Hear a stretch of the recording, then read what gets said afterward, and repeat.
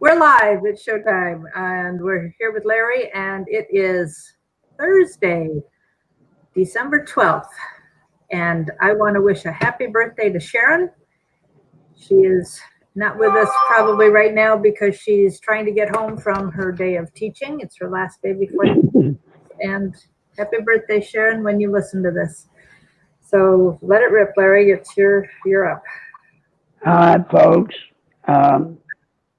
I want to give a personal thanks to some people that chipped in significantly yesterday and have helped fund what we will call the research that needs to be done, that's going on as we speak.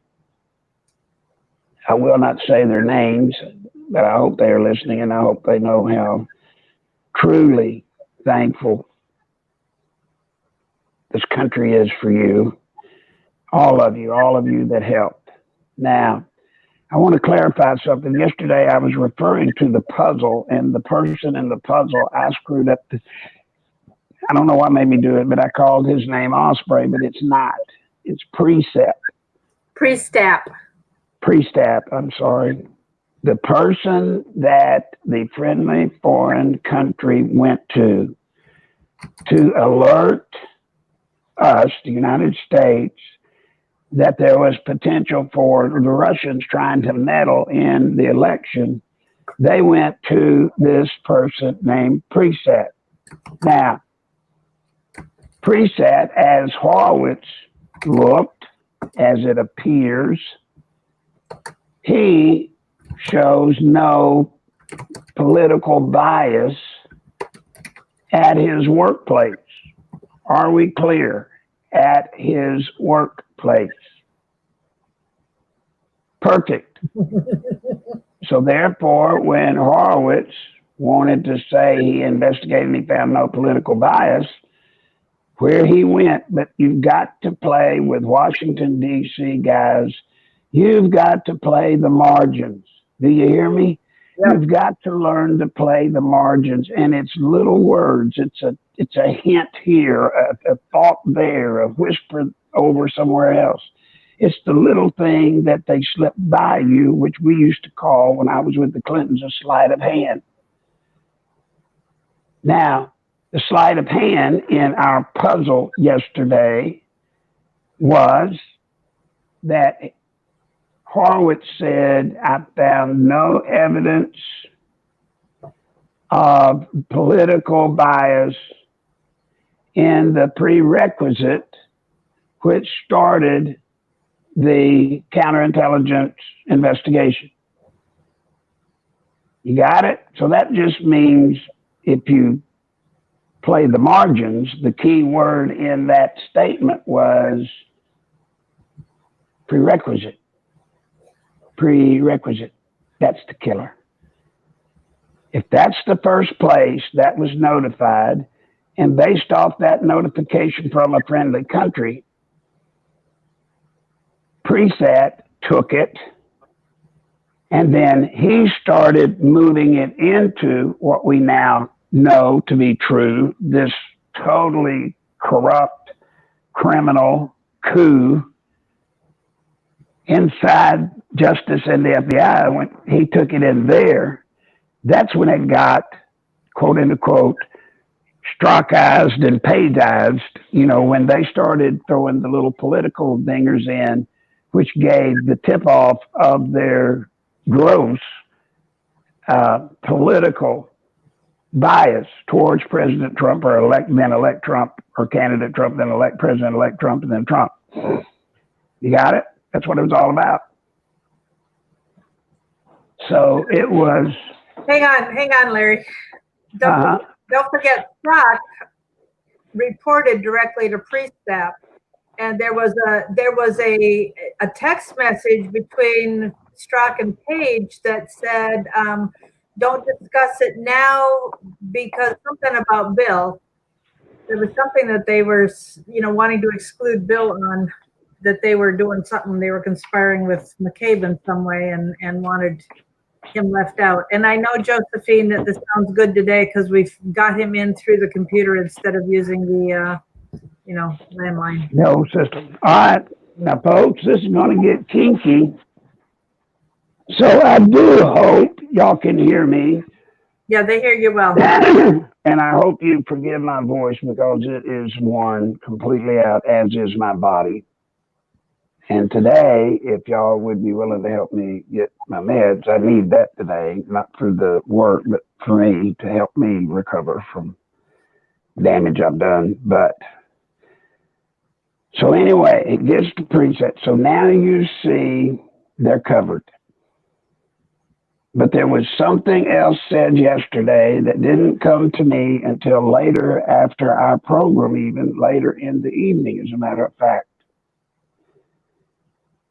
When I heard, remember what I told you about the puzzle? Remember the little setup for the puzzle where I told you, isn't it odd that here was Lindsey Graham and he gave perfect proof, evidentiary proof that this was not just 17 mistakes, this was a plot, essentially. I mean, he talked us through it, told everything about it, and he was absolutely right. And then I said, isn't it amazing? Within 1 second, they go to Dianne Feinstein, and she has Horowitz repeat the finding of his report, which said there was no political bias at the prerequisite of this investigation. There was no political bias caused. They found no proof that political bias caused them to do this investigation, is what they're trying to say. But it was something else she said in that same pretty much paragraph. I mean, it was at the same time. Does anybody remember what she said in addition to, would you please tell, was there any political bias that predicated the counterinsurgency investigation into all of this? And he said no, right? And then she asked one more question. Does anybody know what that one more question was? Gee, I wish we could get y'all to be able to respond quickly so we could have kind of open communication here. Yeah, I was running around town yesterday, Larry, and didn't get to listen, so I can't help you. Well, I can't answer. So we're going to, until y'all are able to type in your answer, I'm going to have to throw it to Mary Ellen so I can have a conversation type presentation instead of me just telling you stuff. So, Mary Ellen, there was something else said that's part of that going by the margins again. You got to watch these people every second, every word, every little split part of a word. You got to watch it because if you're not careful, they're going to drop something in there that means everything. Since we've got a 2 or 3 minute delay for anybody to... Hang on, Larry. The question is there a deep state? You got it. Who did that? Sean. Way to go, Sean. Sean, excellent buddy. There you go, folks. There you go. She said, and is there did you find proof of a deep state? And he said no. He said no, he didn't. Why is that important? Why is that important? Well, we're all talking about deep state, and that's just taking away our credibility in what we're talking about. For one thing. Sort of. If you'll notice in the 470 or 80 page report, as I understand it, the report directly, maybe it flips through it periodically, but it does not directly reference the deep state as an operational factor in this plot, this coup. That doesn't mean it isn't. Well, I'm just saying the report does not deal with it. So what she did, making it a question and getting an affirmative answer in that question, it became a part of the permanent record relevant to the report.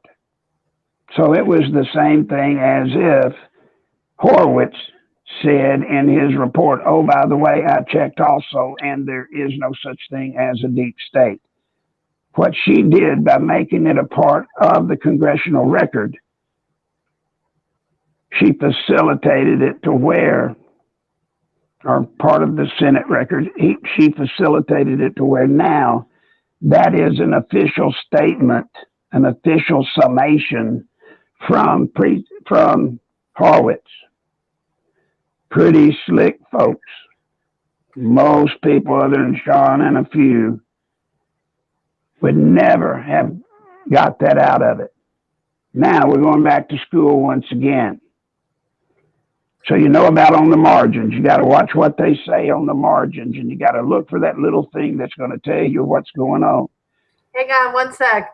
So Real News says deflection, the next buzzword for impeachment about the deep state.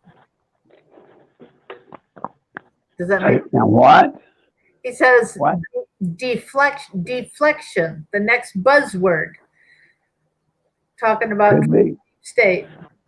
Could be. Laura said it was a strange question. Yeah. Now I'm lost where I was at. I know. That. You were going back to education because you. All right, going back to education. Remember I told you about now you've got to learn to watch the margins, pick up that little thing. But there's something I've already taught you that you should know and should have seen now over and over and over so many times that you don't have to believe me anymore. You can believe it yourself. And that is what, when you hear anything out of Washington and they tell you something, what do you know? It's a lie. So if I say up, what's the real answer? Down. So here again, if you read the margins, they use the word prerequisite, what the thing that started it, made it legal to start it because there was no bias acknowledged in starting it. Then she got it put on the record as a part of the permanent record connected to Horowitz's report, which was not there before, got him concluding, making the summary that there was no such thing as a deep state. But then when she said, or when they said there is no such thing as a deep state, what do y'all know that really means? She's saying they are both admitting that there is. They're saying there is. Now, this is the first time I can remember, so don't put a lot of stock in my memory right now because of how tired I am, but it's the first time I can remember that we have had a full-throated, albeit Washington speak type. This is the first time we've had a full-throated establishment of the deep state, that it does exist. It does exist. So now that we know Precept is the person put in place to protect them. He's the gradient. Remember yesterday I told you about a gradient.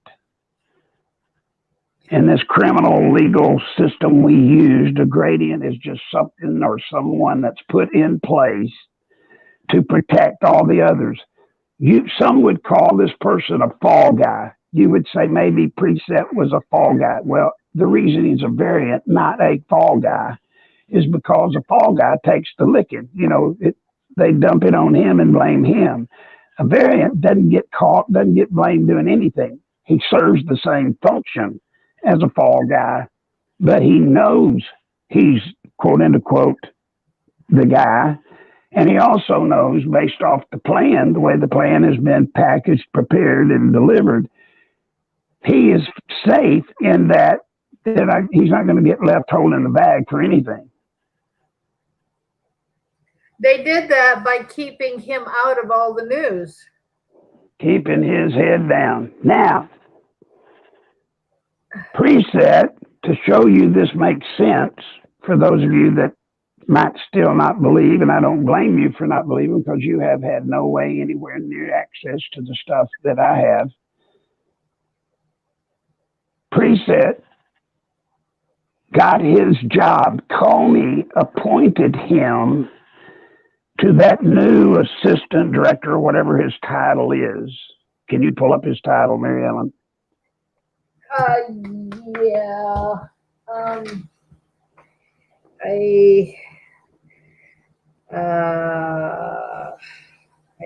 looking to see if it's on my handwritten notes, or if I have to go to,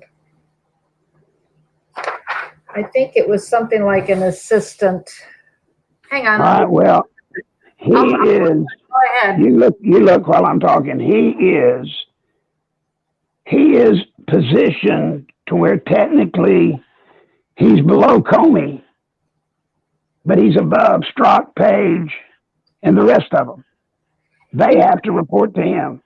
He was the Counterintelligence Division Assistant Director.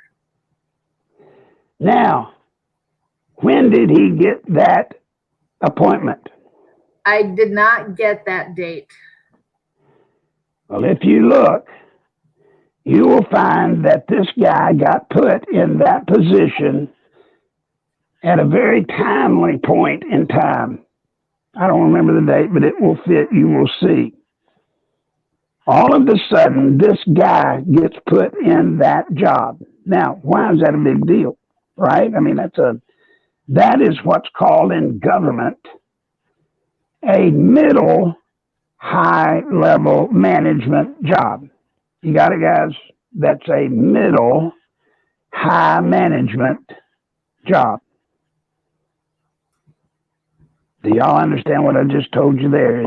He's kind of like in the high-end jobs, the big power jobs in Washington.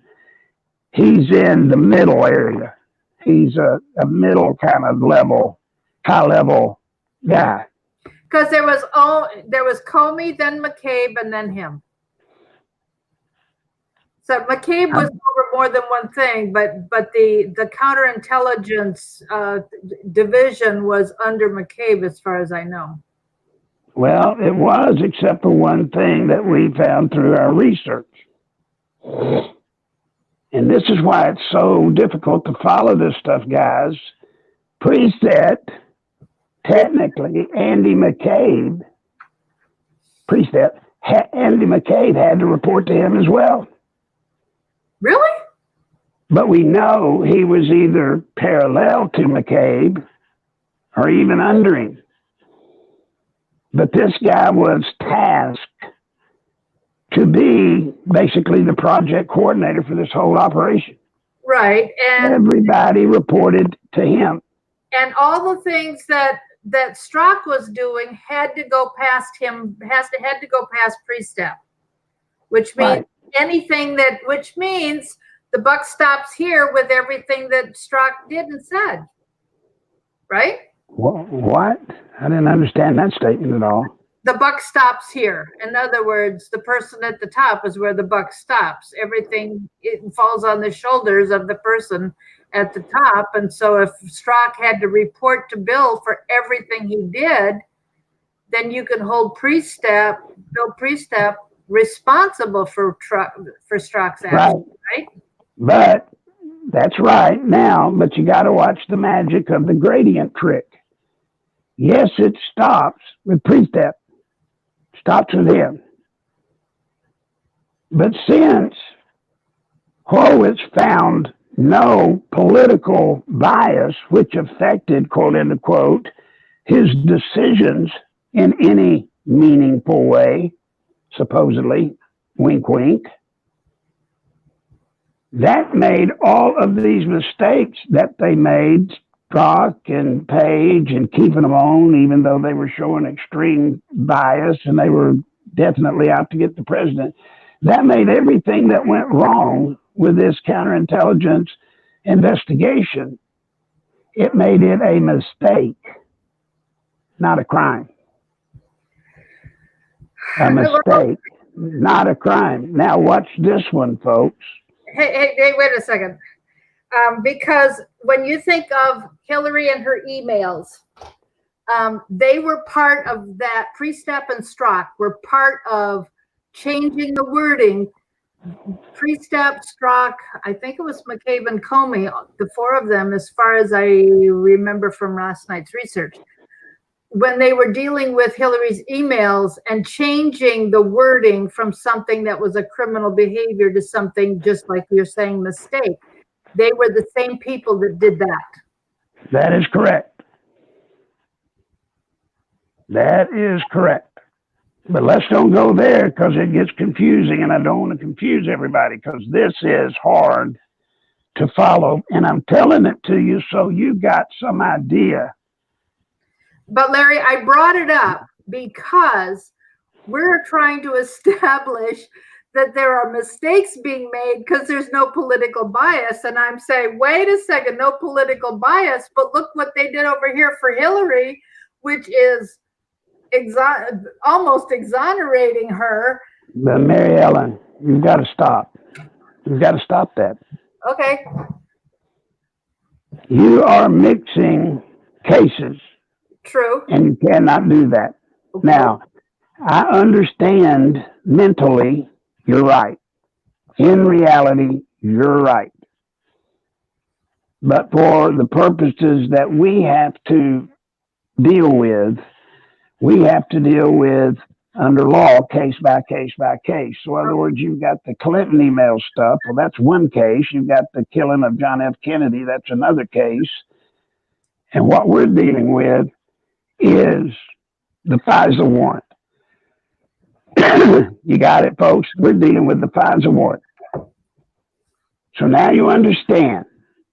It was all predicated and legal because had there have been any documentable proof of political bias when the initial alert came to Precept, if there was any proof that at that moment in time there was political bias at the Precept level, then they could not have applied. They could not have applied for a FISA warrant. They could not have applied for a FISA warrant. Because you can't have political bias with the FISA warrant? It would destroy the credibility of your probable cause. Because you're looking for something from bias. Mm-hmm. You've got such a biased, jaded opinion that you're in what happens, and I didn't want to go into this, but since you brought it up, I guess I will now. What happens is, since if they could detect political biases at the predicate point, at the point when this first started, the proper thing to have done to be able to get a valid FISA warrant would have to been to reassign Precept, reassign him, and get somebody in that position that is clean of political bias, and then you do it all over again with that person so that there can be no problem with the credibility of probable cause. But with when we're trying to question his lack of political bias, there were. Yeah, but that's a trap. That's a trap. You see, that's part of the slickness of this criminal / legal marginal trick. Now, y'all, I may just sort of shut up about this. Y'all want me to shut up about this because this is getting complicated, and I don't know if y'all understand it. If I'm telling it right, I don't mean not understand it because you don't have the ability to understand. This is just complicated, but it's critically important. So somebody tell me. Got it. What? Big says speak on it. Go for it. All right, now everybody listen. Damn it, you've got to listen. And I hate to keep going back, but we keep getting sidetracked, so you listen up. At the point we're at, we have Precept who shows no proof of political bias, and they get the original FISA warrant based off probable cause, which was brought to him by the friendly foreign government. Now we know that there is political bias, extreme political bias, within the group that's actually the highest levels of people doing the actual investigation. So we know that. That's in Horowitz's report. Well, it doesn't hurt anybody because it cleared that first obstacle, which was they got a legal warrant the first time. If you believe that Precept had no previous political bias for Hillary or against Trump. Well, the problem is, which makes Precept the perfect person to be that gradient, is the fact that Horowitz, the purview that he is allowed to investigate, right? His purview consists only strictly to people that are presently under the employment of the Department of Justice and FBI.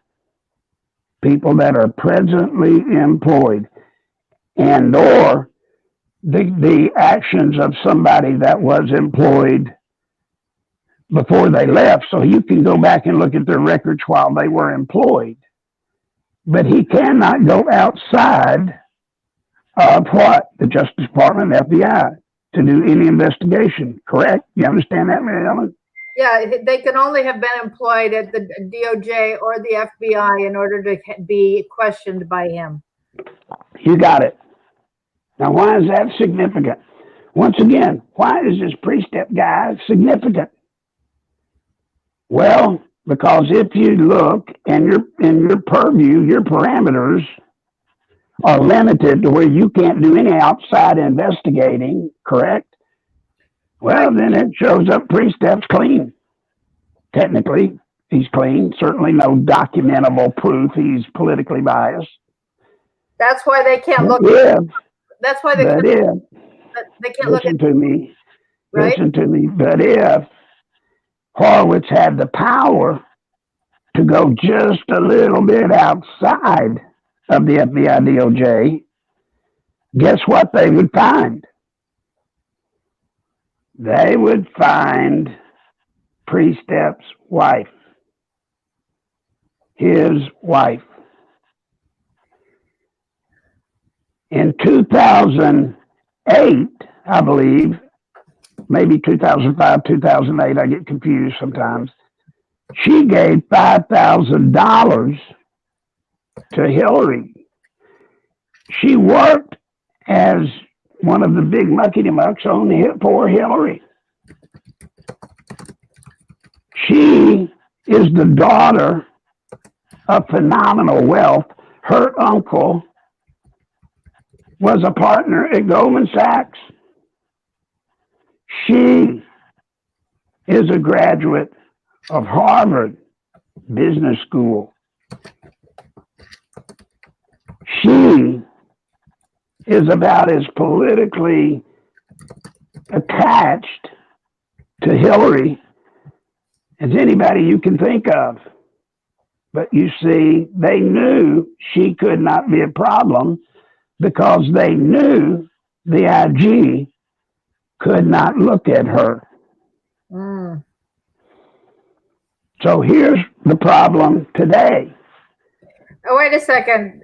And that's in contrast to Strzok, whose wife was working at the Securities and Exchange Commission to let Hillary off the email stuff.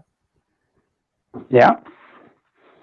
Well, it's another case of what I've warned y'all about that is just tearing this country up, which is this hidden nepotism that's putting the powerful people's spouses and kids, placing them in other powerful positions throughout our government. We don't have a chance. They're everywhere.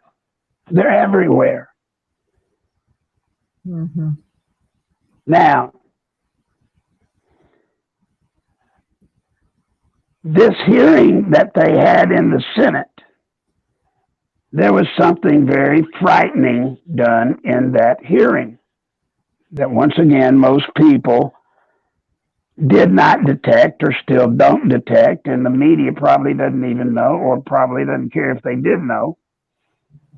You heard them refer to the fact that they are calling for an audit of the FISA court. And they want to bring all of this stuff that just happened that's in this Horowitz report before review, before the during the audit of the FISA program. Ostensibly, we are told, they said that they want to be sure to fix it so that this never happens again. Now, some of you saw and remember, I'm sure, the exchange between Lindsey Graham and Horowitz. When Graham kept hitting him with, now you are saying that the stuff that went on, meaning he's referring to these quote unquote mistakes. He kept saying to Horowitz, now you do consider these bad, right? And Horowitz was going along, yes. He said, I mean, really bad. And he said, yes. Well, now they're fixing to pull the Washington Shuffle on us. The Washington Shuffle.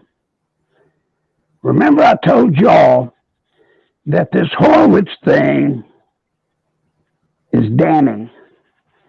Damning. And it's not the report, because if you look at the report in the text of the report, as you get down in the middle of the report, agreed? Mm-hmm. It reads pretty true. And Lindsey Graham even said it. If you read that report page to page, front to cover, when you lay it down, when you're finished, one thing you will not walk away and say is that, there was no political bias involved in this entire investigation, right? You're not going to walk away and say that because the report was true. So he's safe. He did what many people call what? A good job. He told the truth, right? Yeah. Well, if he told the truth, and we're sitting here with Durham, and we're sitting here with Barr, if he told the truth, the report is right, then it doesn't make sense, does it? Then how come his move in saying what he did simply with his summary, how can that destroy or hurt in any way the prosecutorial opportunities Barr and Durham have? And we have to prosecute these guys, but if you can't prosecute them, none of this matters at all. None. But you see, here you go again in that 1 second. How can both things be true? We're not talking about one of them not being true and one of them being true, figuring out which one's true and which one of them's not. What I'm telling you, the slickness of this governmental trickery, this prestidigitation, this magic show they put on, the art of it, is how they can have both things be true and put it right in front of your face. I remember over and over and over Bill Clinton say, well, how are we going to hide this? How are we going to hide this? He said, we're going to hide it. How are we going to keep people from knowing? I'd say, well, we're going to put it right in the paper. We're going to put it right in the bill. We're going to put it right in legislation, right where they'll see it. Well, that's crazy. Then they said, I said, no, if you put it there, they'll never find it. They'll see it, but they'll never find it. That's what they're doing to us here. It's right in front of us. In the same split second, both things are true. However, it's killing us being able to prosecute Comey, McCabe, Strzok, Clapper, Brennan, Obama. It's killing us. It's shutting down the entire thing, shutting the whole case down, shutting it all down. How? How can that be? How can that be?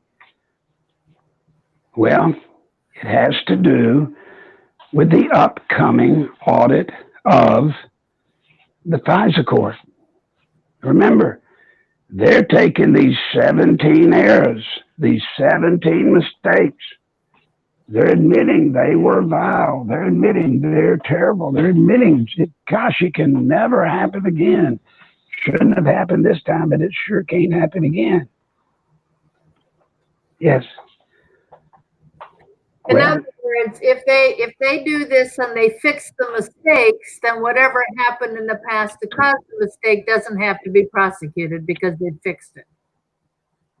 Whatever happened in the past, if they go back in this next audit and they make these mistakes, they actually produce and document and make official rules and regulations pertaining to these mistakes, in this case, as they're called, these mistakes, they fix them. The minute those modifications are made and they now become standing law for the FISA court, then guess what? The ones that have already been committed cannot be prosecuted. They can't be prosecuted then.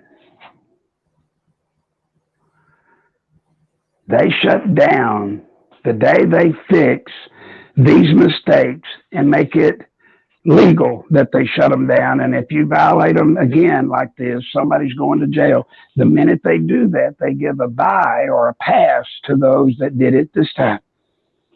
And we can't go get them. How do you like that? Well, aren't they all going along with that because they're all so dirty that they're afraid if prosecutions start, the dominoes fall and they all go down? And this protects all of them. Yeah, well, yeah, but it's worse than that, and I'll get to it.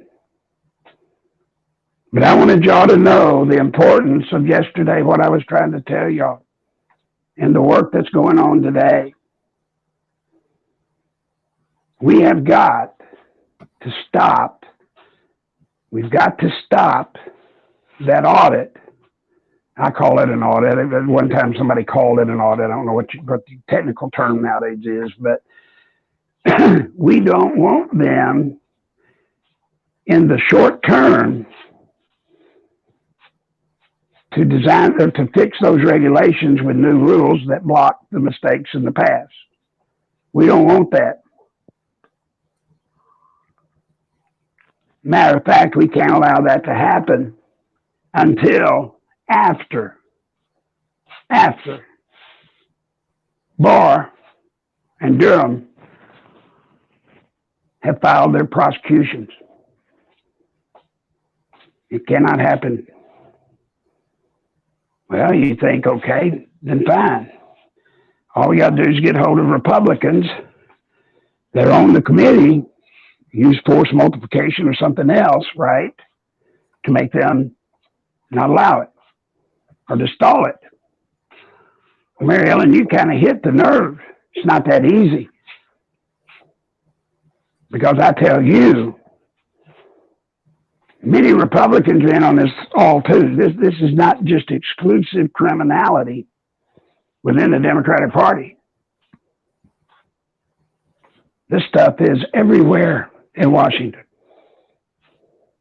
Now, you don't believe that? Let me give you a little sample of that. Remember what I told y'all? Remember when I first told you this Nepotism? It had to do with Strzok's, right? Strzok's wife, whatever her name was. Melissa Hodgman from the... Melissa Hodgman. All right. Melissa Hodgman is what's called a gatekeeper.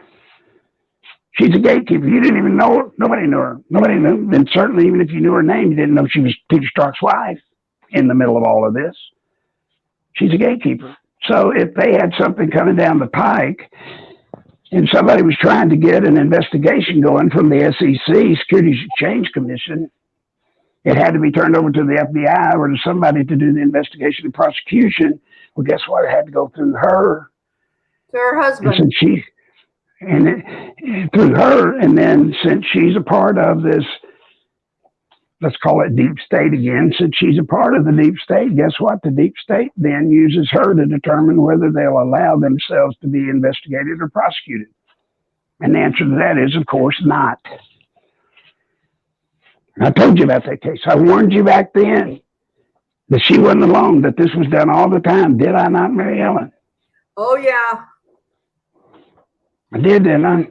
Yes, you did. Didn't stutter, did I? Not at all.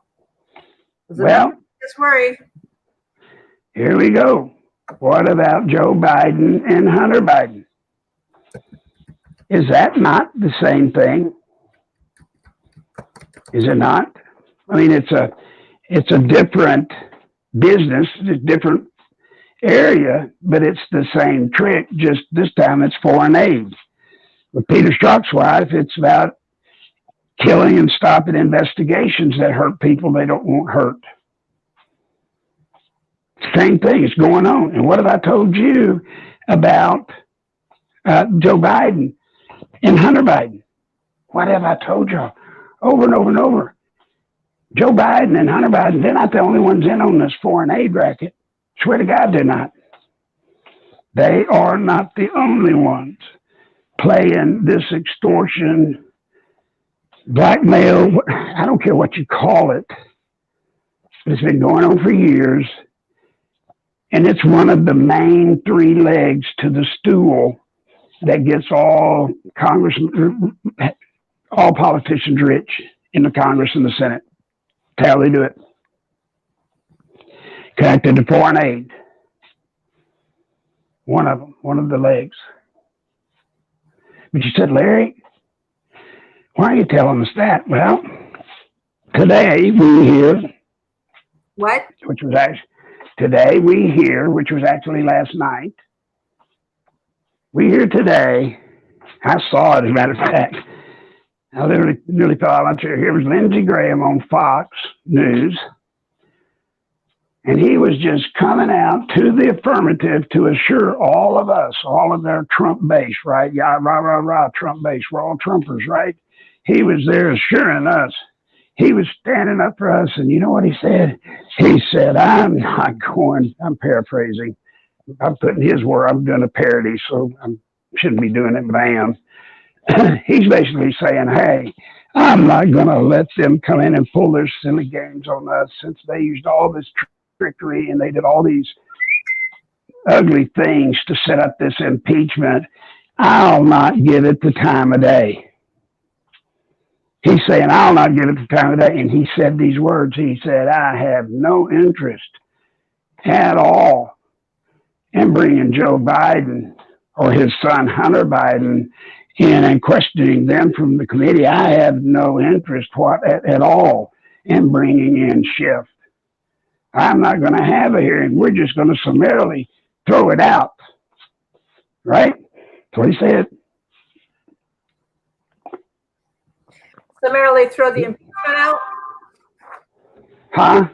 They're going to summarily throw what out? The impeachment? Yeah.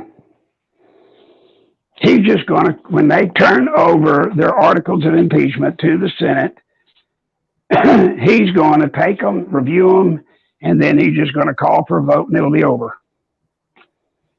He's going to call for a vote. The Republican majority is going to vote not to impeach him and it's over. There will be no trial. Now, there's a school of thought that says, well, great, then it goes away, right? It's over. That frees up Trump, gets him under this cloud of this never-ending impeachment thing, right? Well, except that Green says that they're going to keep, even if he gets reelected, they're just going to keep bringing impeachment stuff up. Absolutely. Absolutely. Absolutely. So that's not going to end that. So then does it make sense, Lindsey Graham, if you know, and it's not me saying it, you saying it, Mary Ellen, or any of our audience, this is one of the representatives of Green, and you've heard others say it. I've heard Schiff say it. I've heard others say it. You know, there's no law that says they can only impeach him once. They can impeach him over and over and over again. So now, Lindsey Graham, you know that. You're smart. You know that. So why would you go and kill?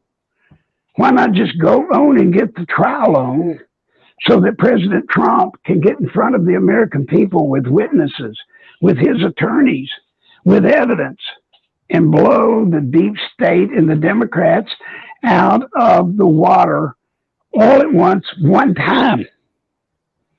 Folks, that trial would be the greatest development towards President Trump being able to live up to his commitment to get rid of the deep state. That would be the greatest movement to get rid of the power of the deep state within our government that could ever be done, ever.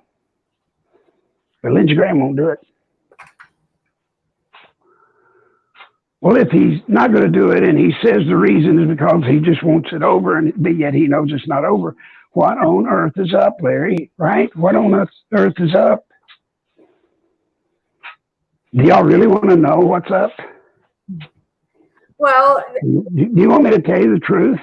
He and McCain and Yovanovitch had some kind of same kind of kickback deal going with Ukraine as well. Uh-huh. Well, that's the point, Mary Ellen. They all do. For them to expose Biden, you crossed the threshold of nuclear war, mutual self-destruction. So you run the risk, if you go after Hunter Biden and Joe Biden, if it looks bad for them, they'll say to hell with it, we'll get you all, which I'm sure they've already told everybody. You get us, we'll not go down alone, we'll take you all with us. Graham's dirty. Now, he's not as dirty as the Democrats in the area of impeachment.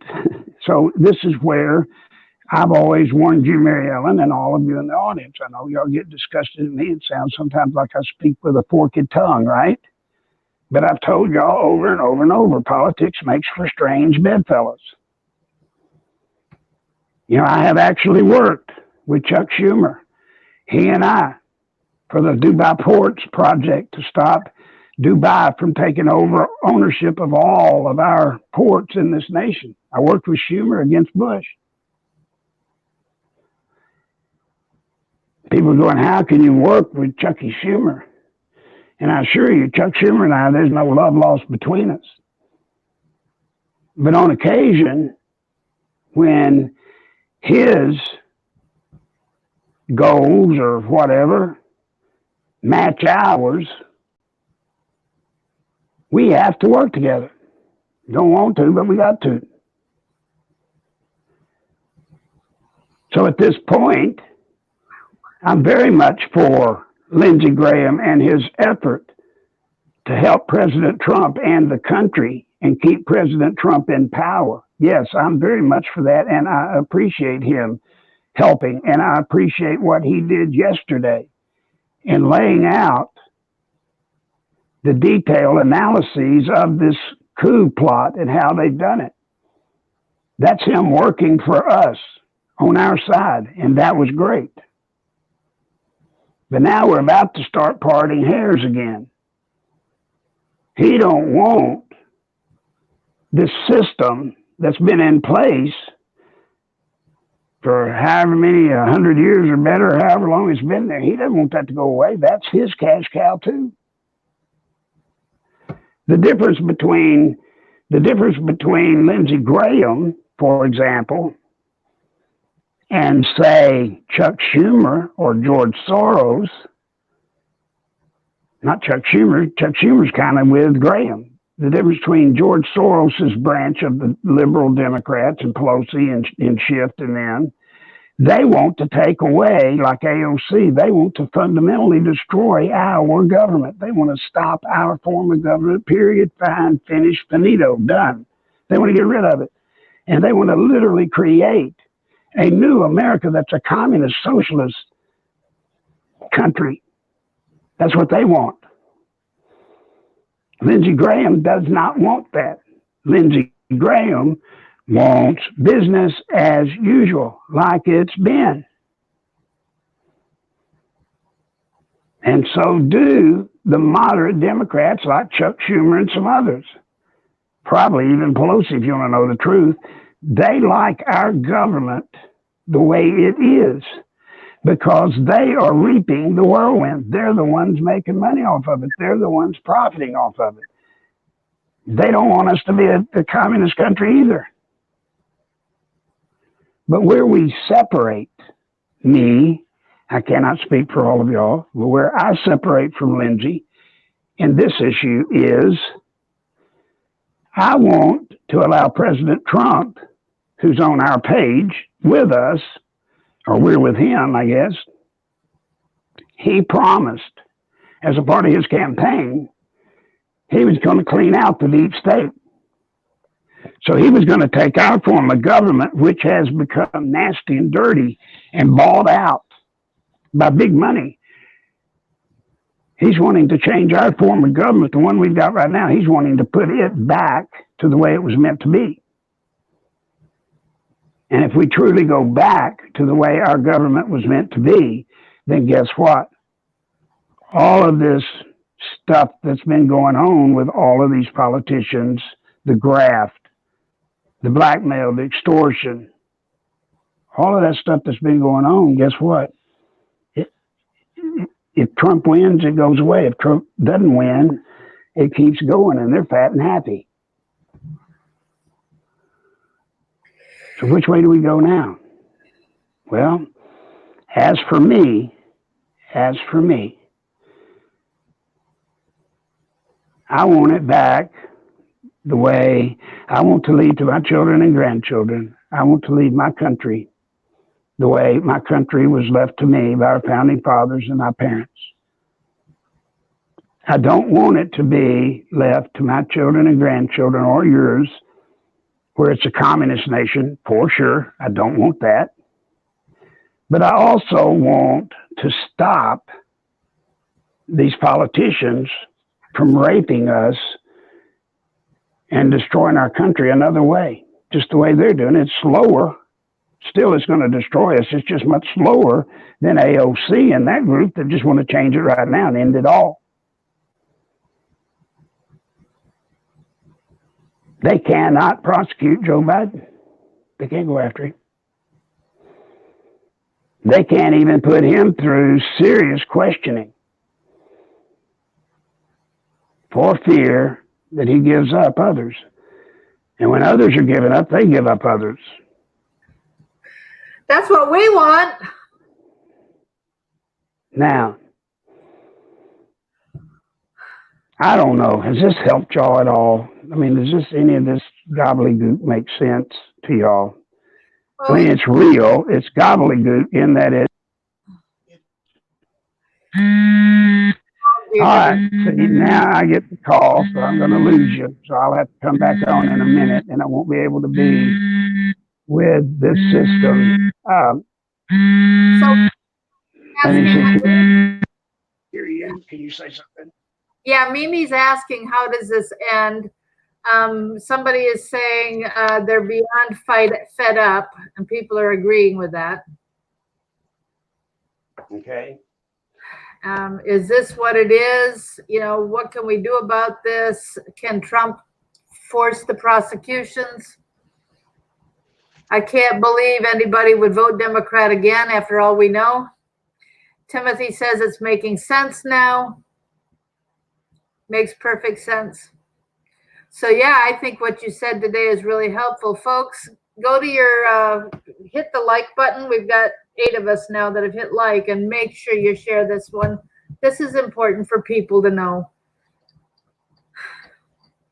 Yeah, and John says Barr and Durham knew this would happen.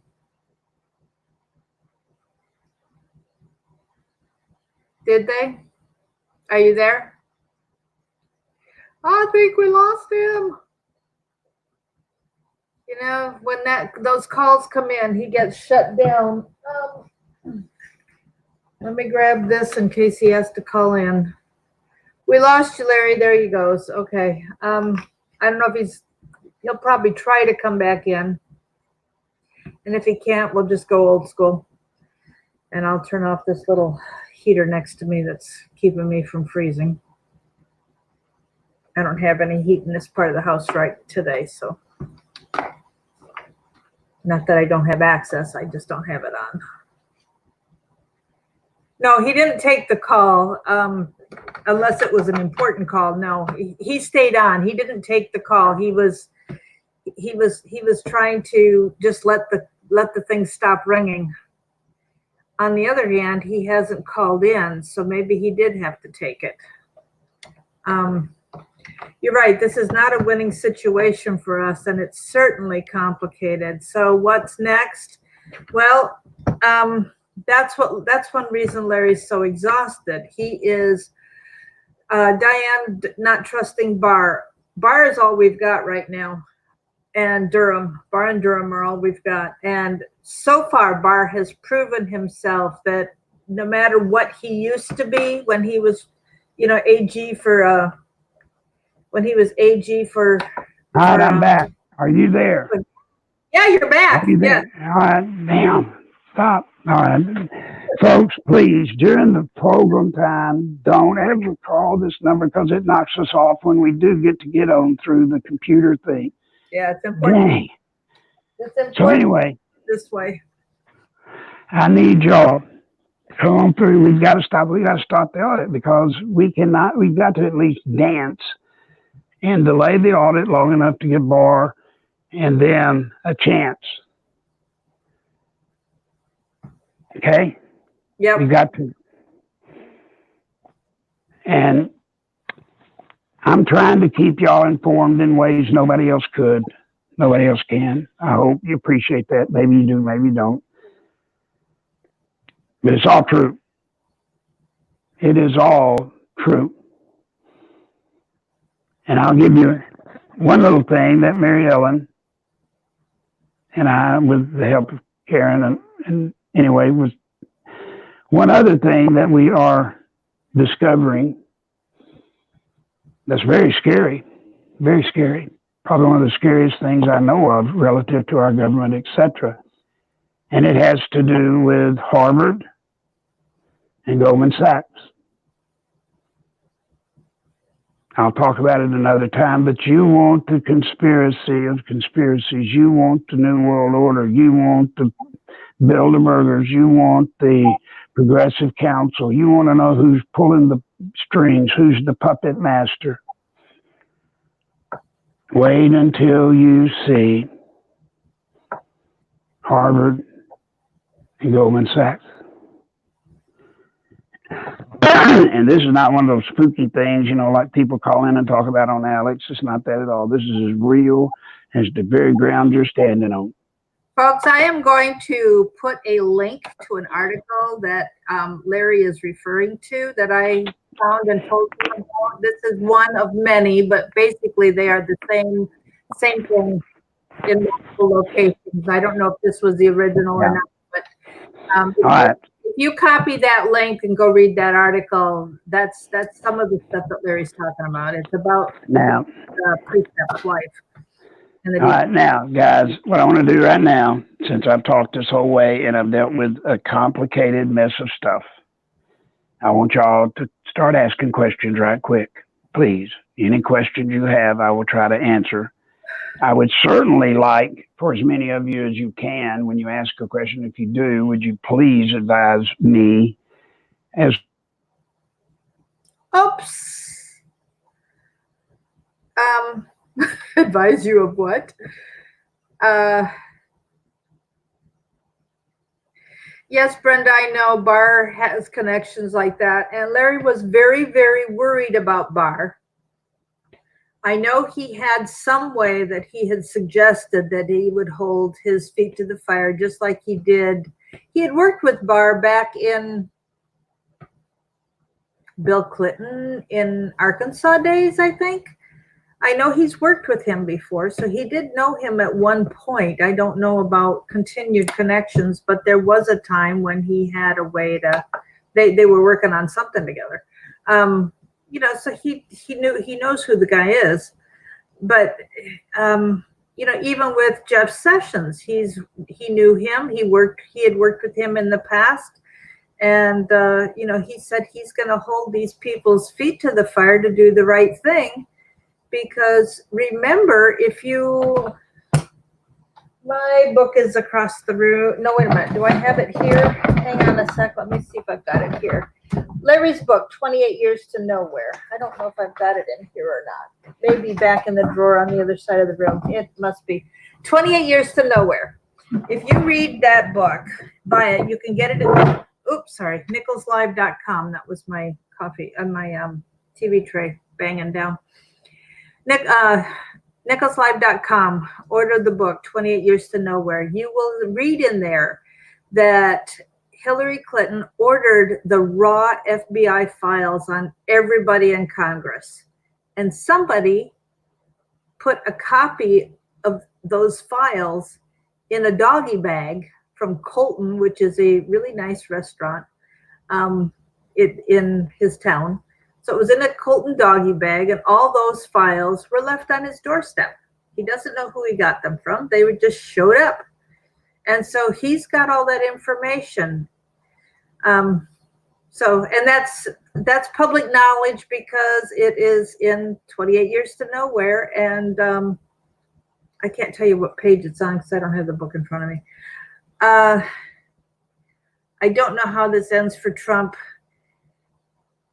Will it be safe for him to finish his 8-year presidency? Look, Larry has said since the second week of July 2016, the week before Trump got the nomination, that one of two things would have to happen if he won. First, they would have to impeach him. They would have to, because he promised to deal with the deep state, and he is not one of them. He cannot be bribed. He paid his own way. He did not take campaign money with obligations to people that he would have to perform when he got into the presidency. And he said if they can't do it that way, the second option is assassination. So I think, as far as I've heard, there have been attempts on his life, just like there are on Larry's. And, you know, we're in a very dangerous situation, just like we had with Reagan being shot because he was trying to clean things up, JFK being shot, and JFK Jr. is not alive. Larry has confirmation of that. And John, you're exactly right. Barr, at this point, he has done his political duty. He has served the country. He was part of the deep state, but now he has to think about, as an older man, his legacy for his grandchildren. Just exactly what you said. So they're going to be living with this corruption. And so if he can clean it up for them, that he wants to do that, because he's not part of he won't be part of the Central Committee ruling the country. So yes, I know there's all kinds of rumors about JFK Jr. being alive and well, but you know, I mean, Larry gets information about stuff like that. He said he can confirm that he died. So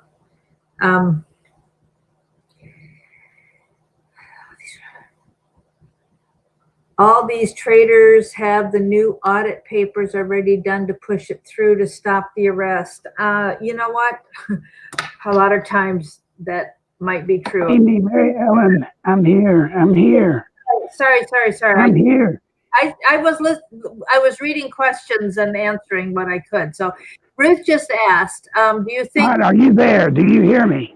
I hear you. Can you hear me? God, yes. Damn. Oh, sorry. Yes, sorry. I could hear you. Do you think all these traders already have the new audit papers already done to push it through and stop Barr from doing what he needs to do? No, they do not. Good. They do not. And I have a feeling it's because of the subject matter we're talking about today that dropping in and out of this call is probably not an accident. But please watch it, so if I get knocked off and I come back on, yeah, I was watching for it, and then I turned and looked. All right, if anybody else got any questions, please talk to me. I don't hear anything from y'all. Y'all are quiet. It said if the Kennedys know this, why don't they help? Which Kennedys help with what? Maybe be a little more clear. And Josephine says, Larry, please write another book. So we're talking about it, but when he's working 20 hours a day in his condition, there just isn't time to dictate. And we started talking about doing a newsletter, and we got the first issue dictated for that, but we haven't put that out yet because we just need to have... Hey, I tell you what, Mary Ellen, if there's somebody out there that wants to own half of my book, if somebody's got $10,000, chip in $10,000 and we'll do a book and you'll be half owner in it. Yep, sounds good. And that would at least buy some time where I would be free to do some of it and get it done quick. Yep. But y'all, we don't have any money. That's the problem with all of this. We have nothing. Nothing. And then, as Mary Ellen's telling you, just look at the crap I'm going through. The workload. I mean, anyway. And Trump knows all this. That's a question. Does Trump know all this? Yes, he does now. Can the DOJ prosecute Joe Biden? Yes. As long as this fix doesn't. The DOJ can prosecute Joe Biden and Hunter Biden. But it's a matter of priorities again. I don't know today, in our situation today in the country, I don't know if we want Barr to, or even him to sign Durham, or we don't want to put those assets into that right now. We need him putting assets into saving this country. Yeah. Can the Supreme Court do anything to stop this? No. Not until it has been dealt with. Basically, I'm going to say it this way: not until it's dealt with through the lower court process, and then that takes time which we do not have. Right. It's got to come up through the court one way or another. They can fast track, but it still has to come up through the court, right? Yep. Are the polls in the swing states accurate, do you think?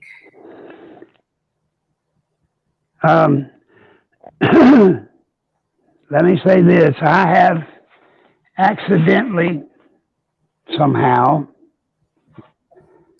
don't know how, but accidentally I have come across some accurate internal polling. Accurate, I mean, these are some that are not purposely messed with. And it appears that generally in the swing states, yes, the polling that you're hearing about but it's what you're hearing about on Fox. Generally, the polling is turning, yes. Slow, but turning.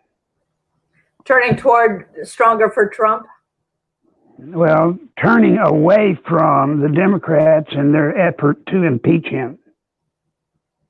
Yeah, I guess the best way to say it, Mary Ellen, is the impeachment, according to these internal things that I have fallen in contact with, shows that the impeachment is not working for the Democrats towards helping them achieve their goal, which is to get rid of Trump either via an impeachment or via the election as of now. But now that could change tomorrow.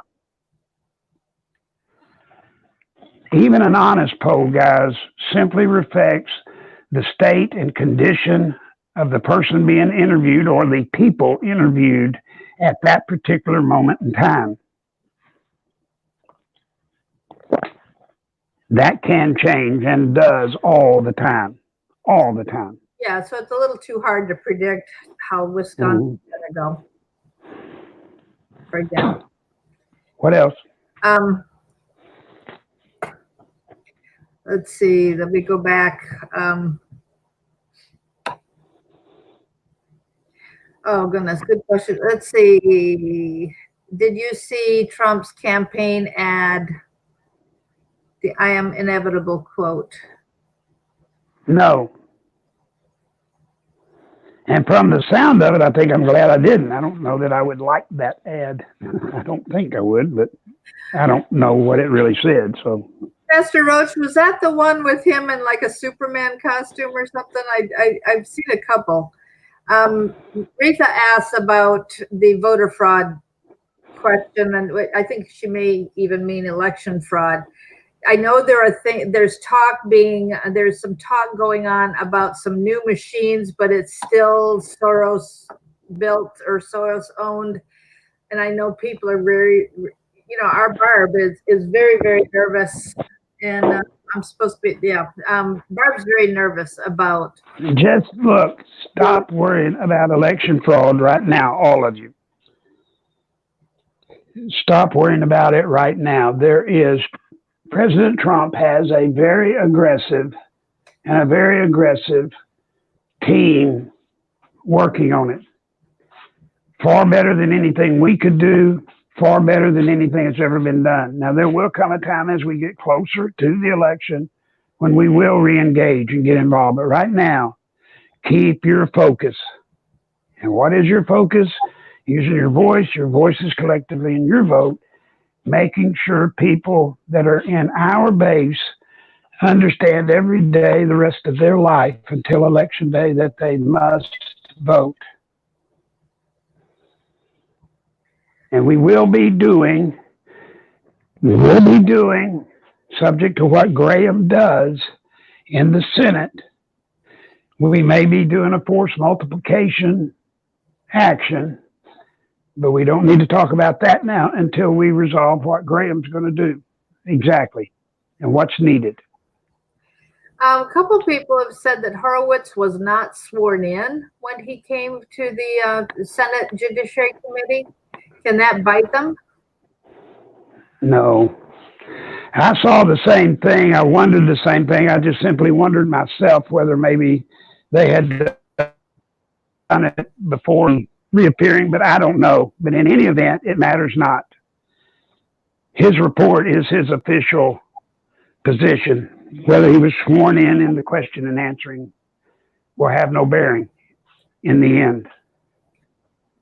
Hypergirl says you said you were going to come out with something else about Trump.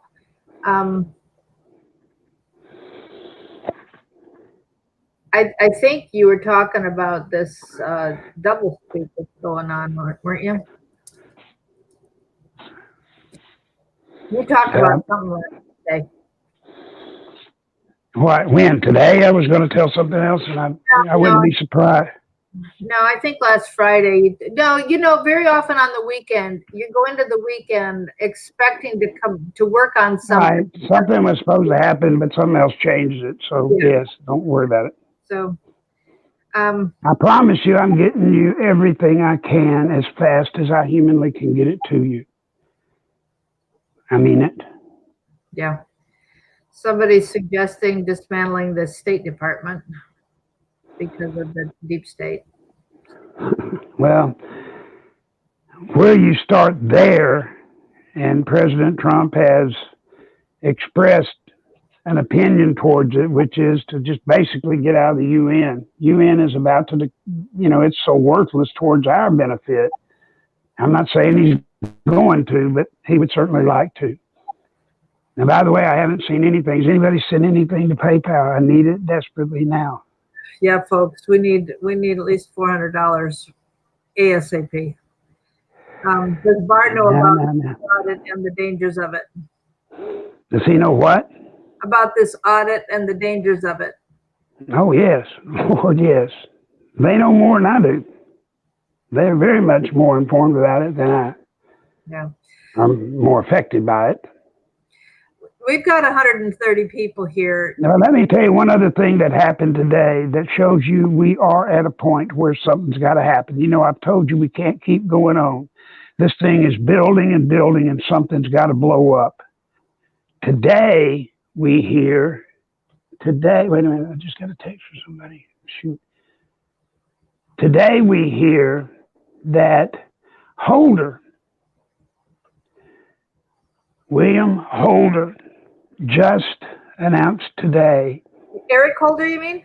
Eric Holder, I'm sorry, announced today that Barr was unfit as Attorney General. To my knowledge, that's probably one of the first times in history where a past Attorney General makes such a terrible comment about a sitting attorney. I mean, this just shows you we're at the point where something's got to give. Something's going to blow. We are polarizing so hard and so fast that I'm telling you guys, this thing's going to explode. That is totally wrong for him to do that. But it fits the narrative, right? They needed him to come through and say that Barr is unfit because he is just, being used as a instrument for Trump. He's just a Trump man. That's what he's saying. I'm paraphrasing, but that's what he's saying.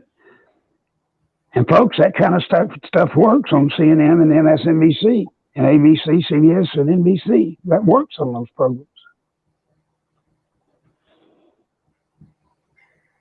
It infuriates me.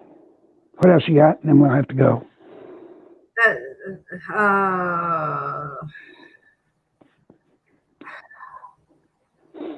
Somebody's suggesting there's not one political person who can help us. Now, that is not true, because Trump is doing his best to keep his promises and to stand for us. And when they go after him, they are going after us. And so we are standing with President Trump.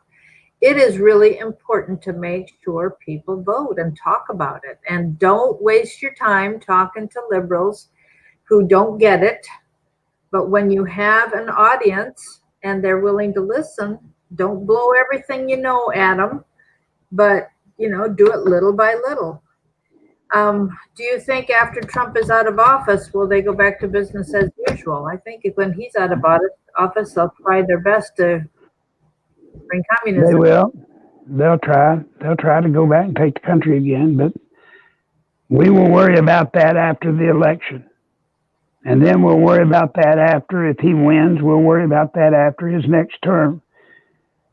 We've got a chance, guys. We've got the greatest chance we've ever had today. I will say this as a positive.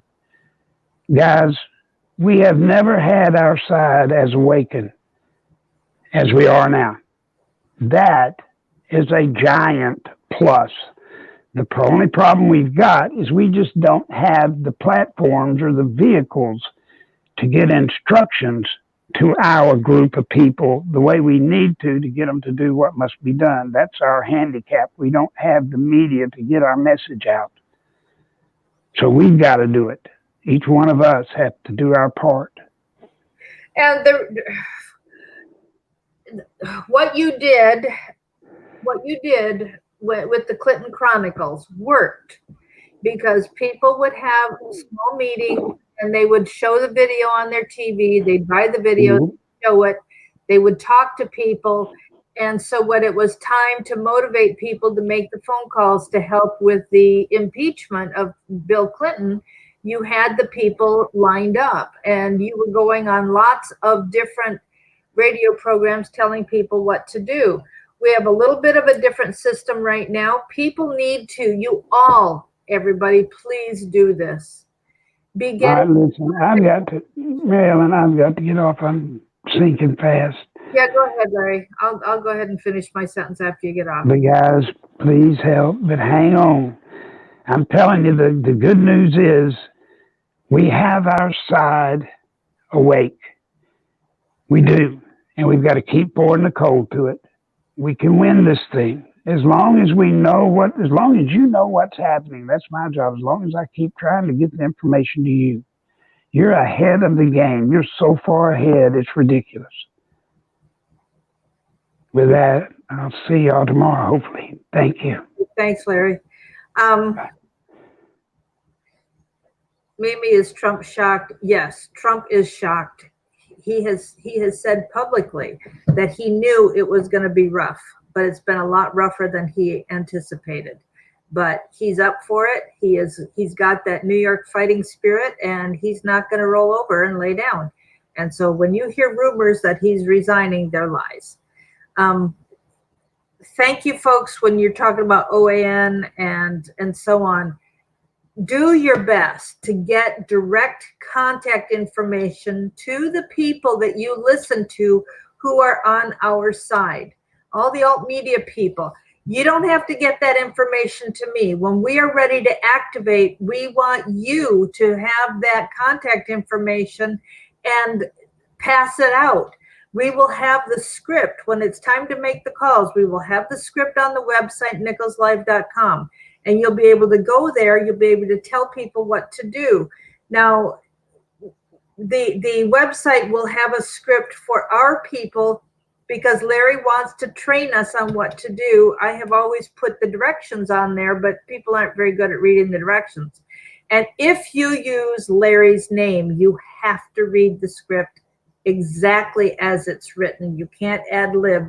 If you're going to ad lib, you are changing things and you don't know if the way you change it maintains what's legal to keep him out of hot water, and risk. We can't risk Larry getting arrested because we're making statements that are not acceptable, legally acceptable. So he knows what he's legally allowed to say. So Casey, thank you for donating $5. I know that we all are really hurting for money, and I know especially with Christmas only a couple of weeks away, but folks, can you see the kinds of things that Larry is working on and how important it is to keep him in this game and keep this game keep him in this fight for our freedom?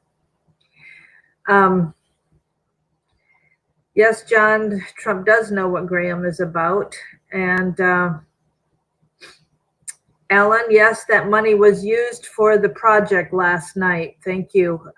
He still needs 400 this afternoon. So I think it was 450, 410, it was 4 something. I'll check with him for something. I'll make up whatever the something part is over 400, but we still need somebody to help. Oh, Alan. Oh, Alan, thank you. Folks, anything you can do to keep helping gets him, if he knows he's got money to help him in the morning, then it helps him be less stressed tonight, because the longer he has to wait all day wondering if the money's coming in, it really does affect his heart. It affects his blood pressure. It affects his temperature. It affects his breathing. These are all things. Thank you, HHS, for sending $10. That's awesome. If anybody can match that, I'll go ahead and send a little something. Myself, I don't have much to send, folks. I have no heat in this house, and I have a little bit of firewood, and it'll last the rest of this week, and then I'm cold. So I don't have any more firewood here. So Ellie on YouTube. Ellie is on Facebook Live. Investigators News. She works a lot with Kevin Ives' mom. She's the mother of one of the boys who died on the tracks, and Kevin Ives' mom, Linda Ives, feeds Ellie information. And anyhow, she's been here with us. She and her brother have Investigators News, and they take turns tag teaming on Facebook and YouTube. Thank you guys for recognizing the importance of what Larry is doing and helping in every way you can. It means the world to him to know that people can help. And whether your sacrifice is $1 or $1,000 or anything in between, he knows, and you can send cash in the mail. He cannot do a check. He has no way to cash anything. He does not have a bank account at all. What that story is, I do not know, but thanks, Matt. I'm not going to guess, because all I can do is guess. So, thanks, Mimi. Yeah, I need to buy some firewood. Thanks, Claire. Appreciate that. I did not know that Larry has been getting cash in the mail for quite a while, and I've sent cash in the mail. People have sent cash in the mail. The money that we are sending in the mail to Larry is not, you're allowed to donate to somebody, and it goes towards medical bills. It is paying his medical bills. It is not paying him as income. There is a difference. Larry knows what that legal difference is. So he wouldn't ask you to send cash in the mail if it was not legal to do. So anyhow, PayPal is absolutely the best way to get money to him. NicholsLive@AOL.com. I'll look it up, privacy. Thank you. His PayPal account, NicholsLive@AOL.com. If you go to NicholsLive.com, the website, you have a direct link under donate. And there's also the merchandise link where you can get, let me grab it here, the t-shirt. Oh, I had, shoot. Why? There we go. Never Socialism. Um, and you can talk to people about the socialism. I was talking to somebody this morning and I said, look, Larry said, rub your fingers together, your thumb and forefinger together. And that space in between, as you're pressing them together, that little bit of air in between is how close we are to communism coming. So that we can talk to people about. And if you've got the Never Socialism t-shirt, I know we're going into winter and I don't think we've set up to get long sleeve t-shirts for the winter or any other kind of shirt. But if you've got the t-shirt, it's eye-catching with that glittery gold for the V for victory and the bright yellow with the blue letters, the royal blue letters on it, Never Socialism. It is the best quality t-shirt made in America. It is the best quality ink for printing on t-shirts that we can get here in America. So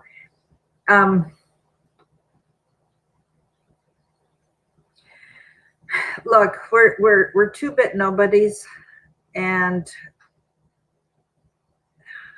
I think you're being a little more paranoid than you need to be about, or worried than you need to be. If you have a larger donation and want to send it through Western Union, you need to send a text to me and I can tell you how to do that. We have to make the arrangement privately with Larry because he can't go to Western Union and pick it up. We need to find out who he's going to do it, who will go and get it from him. We can do, there's a way to do Zelle from your bank to mine, and then I put the money immediately into PayPal to him. So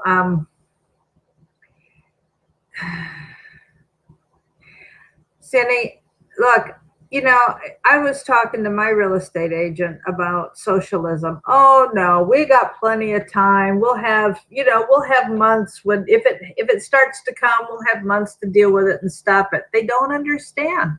So when you have people like that, you cannot convince, drop them. Don't worry about not saying drop them, but I mean stop discussing it with them because their minds are closed. You talk and share where people are open. We certainly, if it's somebody who's conservative, we need to talk about how important it is to vote. How much, Mary Ellen, are you talking, Diana, are you talking about with Western Union? Well, Western Union is only about 5 minutes away from me. And so if you're going to send a small amount through Western Union, you send it to me and I'll put it in PayPal to him. If you're sending over $300 and need to do it by Western Union, then we will find somebody in Conway to pick it up for him and get the money to him. Usually it's his, usually it's a nurse that will go, a friend of his that'll go and pick it up for him. Thank you for the payments. So thanks, folks. We need to go. I don't know if Barb's still hanging on the phone or if she's here or what she's doing, but I was going to talk to her after this. So I hear what you're saying, privacy setting, and your attitude is understandable. Rindy, I'm sorry you're sick. Call me if you want to in a couple minutes. Anyhow, thanks for being here, folks. God bless you. We will talk tomorrow. And again, keep the money going into Larry as much as possible so we can get him set up with what he needs for the morning so that he doesn't have to stress tomorrow and he can just relax and it'll help him a lot with what he's trying to do, because right now he said yesterday that he had 48 hours to do whatever he was doing. I was helping with research and he's got some other people that are doing some stuff I have no clue.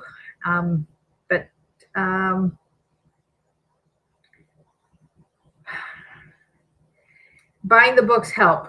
Right now, there were 3 of us that were supposed to, that the publisher, somebody who helped with the recordings for the book, and I as editor were all supposed to get funds from the book. I paid for the book myself twice to print it twice, and I haven't been reimbursed a penny because I have made sure that Larry gets 100% of whatever comes in for the books. So If you buy the book, because I've bought the books up front, all the money that buying the book brings in goes straight to Larry. So yes, buying the book does help. And the t-shirts, the t-shirts are, there's a minimum cost for ordering them, and then there's a little bit tacked on for Larry. The CDs, I don't know what the base cost for that is. The stickers, I had that here, and I don't think I've got the bumper sticker here right now. That's across the room as well. We have a Never Socialism bumper sticker, and they're $5, and all that money goes to Larry. So you can buy all that on the website, nicholslive.com. So thanks, folks, for being here. God bless you, and we will talk tomorrow.